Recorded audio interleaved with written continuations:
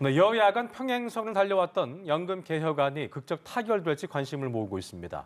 가장 큰 쟁점이었던 소득 대체율 43%의 이견을 좁혀가는 모습인데요. 네, 국회 취재기자 연결합니다. 장윤희 기자, 내용 전해주시죠. 네, 오늘 아침 민주당 지도부는 이재명 대표 지시로 소득 대체율 43%를 수용하겠다는 입장을 밝혔습니다. 곧바로 국민의힘은 환영 입장을 밝혔는데요. 여야 입장 직접 보시겠습니다.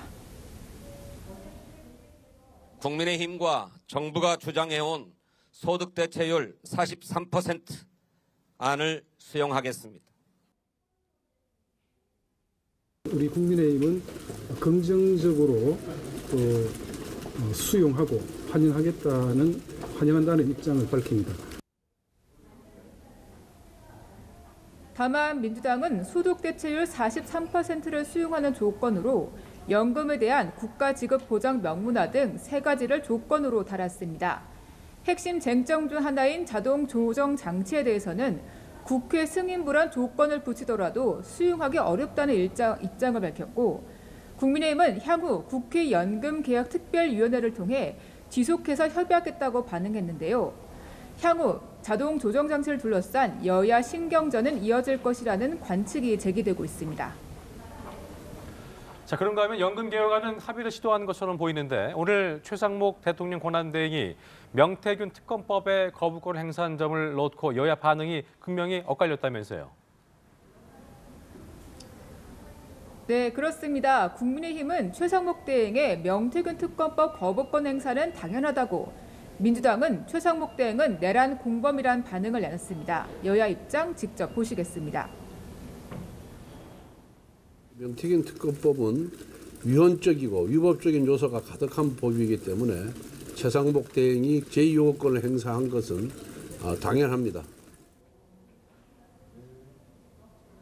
이를 거부한 것은 명시적으로 최상목 부총리 자신이 내란 공범임을 임명한 것입니다. 최 대행의 거부권 행사로 명태균 특검법은 국회 재표결을 앞두게 됐습니다. 국회법에 따르면 거부권 행사로 재표결에 붙여진 법안이 가결되려면 제자구현 과반 출석에 출석위원 3분의 2 이상, 즉 200명이 찬성해야 합니다.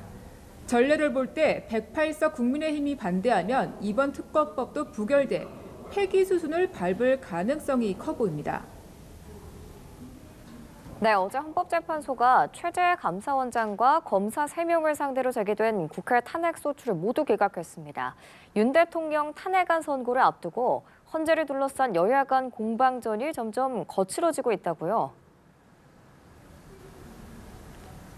네, 그렇습니다. 먼저 국민의힘 원내 지도부는 어제 헌법재판소의 기각 결정을 지지하면서 민주당 이재명 대표의 사과를 요구했는데요.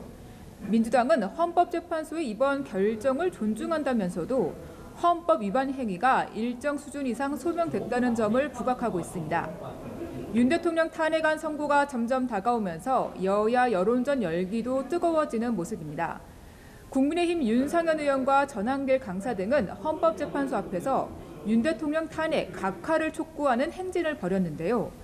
나경원 의원 등은 헌법재판소에서 릴레이 1인 시위를 이어가고 있습니다. 민주당 지도부는 오늘 천막 농성장이 있는 광화문에서 현장 출구일을 열었는데요. 주말인 내일은 윤 대통령의 신속한 파면을 촉구하는 장외 집회를 벌이는 등 막판 여론전에 나섭니다. 지금까지 국회에서 연합뉴스TV 장윤희입니다.